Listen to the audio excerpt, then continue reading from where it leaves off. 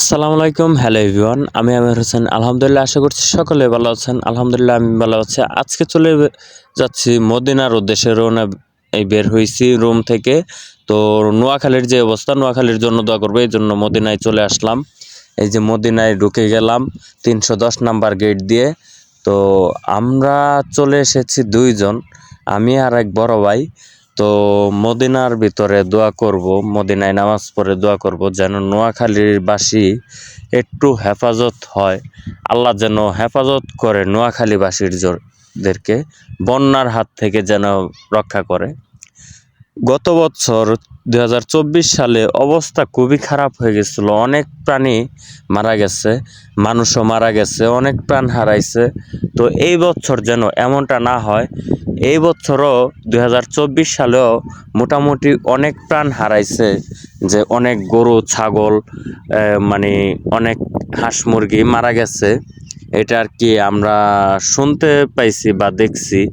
তো সবার জন্য দোয়া করবেন সবাই, যেন নোয়াখালীবাসী এই সকলেই একটু হেফাজত হয়, আল্লাহ হেফাজত করে। এই জন্য আল্লাহর কাছে দোয়া করবেন বেশি বেশি, যেন সকল মুসলিম ভাইদেরকে যেন আল্লাহ হেফাজত রাখে, বা বিধর্মী যারা আছে তারা যেন ধর্ম ইসলাম গ্রহণ করে। এটা সবাই দোয়া করবেন আল্লাহর কাছে, যেন আল্লাহ হেদায়েত দেন।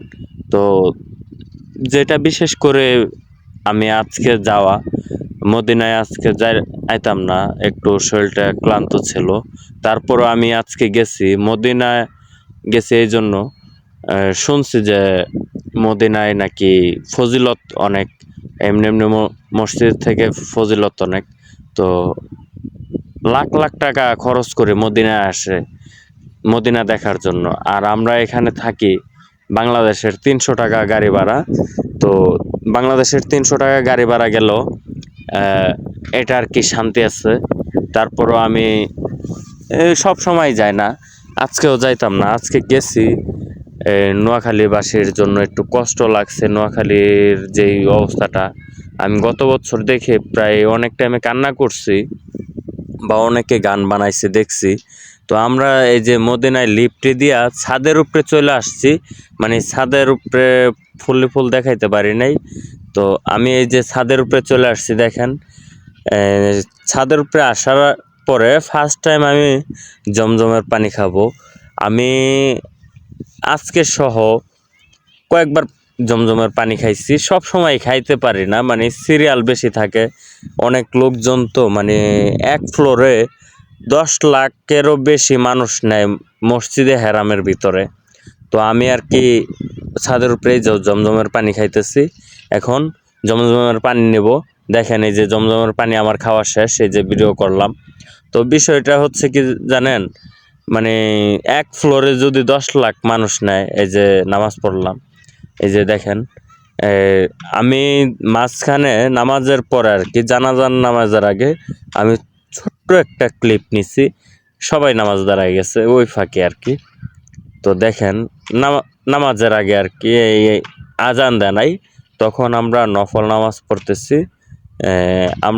এখানে যারা মদিনায় ফার্স্ট টাইম ঢোকার পরেই আগে 2 রাকাত নফল নামাজ পড়ে।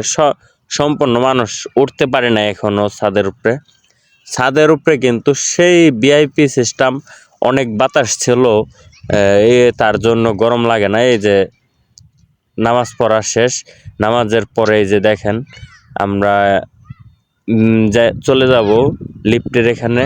তো আমি লিফটের এখানে যাওয়া পর্যন্ত ভিডিও করতে পারি নাই, কারণ হচ্ছে গেল ভিড় অনেক, এই জন্য ভিডিওটা করতে পারি নাই।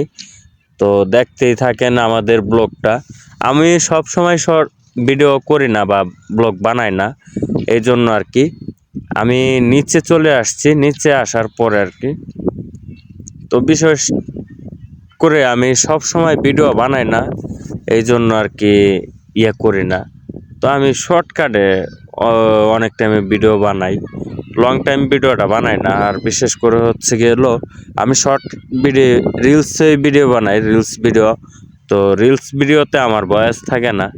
আমি এই যে এই ভিডিওটা মানে আজকে মূলত ভিডিওটা হচ্ছে গেল নোয়াখালীবাসীর জন্য। নোয়াখালীবাসীর জন্য সবাই দোয়া করবেন, আর আমার ভিডিওটা শেয়ার দিবেন বেশি বেশি, যেন সবাই দেখতে পারে ভিডিওটা, ঠিক আছে? ভিডিওটা দেখতে পারে আর সবার জন্য দোয়া করতে পারে নোয়াখালীবাসীর জন্য। আমি কিন্তু বিশেষ করে সব সময় লং ভিডিও বানাই না।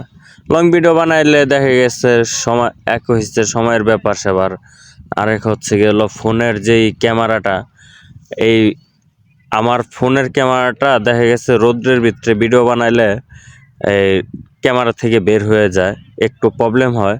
এই জন্য আর কি আমি সব সময় লং ভিডিও বানাই না, রিলসই বানাই, দেখা গেছে 15-20 সেকেন্ডের। এই জন্য আর কি আজকের যে ভিডিওটা সবার জন্য একটু আনকমন, তো সবাই একটু শেয়ার দিবেন, যেন নোয়াখালীবাসীর জন্য দোয়া করতে পারে। আমি অন্য কোনো বিষয়ে আমি ভিডিও বানাই নাই আজকে, বিশেষ করে নোয়াখালীবাসীর জন্য ভিডিওটা বানাইছি। গত বছর দেখে আমার খুব কান্না পাইছে অনেক টাইমে। হয়তোবা এখানে বলতে পারেন যে আমার বাড়ি কোথায়। আমার বাড়ি হচ্ছে কিশোরগঞ্জ জেলা, থানা ইতনা।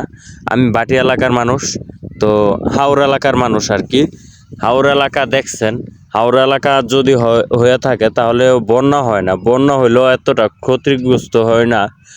আর এখানে নোয়াখালী দেখেন, নোয়াখালীতে যেই ঘটনাটা হয়, প্রতিটা বছর মারা যায় মানুষ, মারা যায় গরু বাছুর মারা যায়। সবার জন্য দোয়া করবেন, এমন যেন প্রাণ না হারায়, ঠিক আছে? তো সবাই ভালো থাকবেন, দোয়া করবেন, সুস্থ থাকবেন।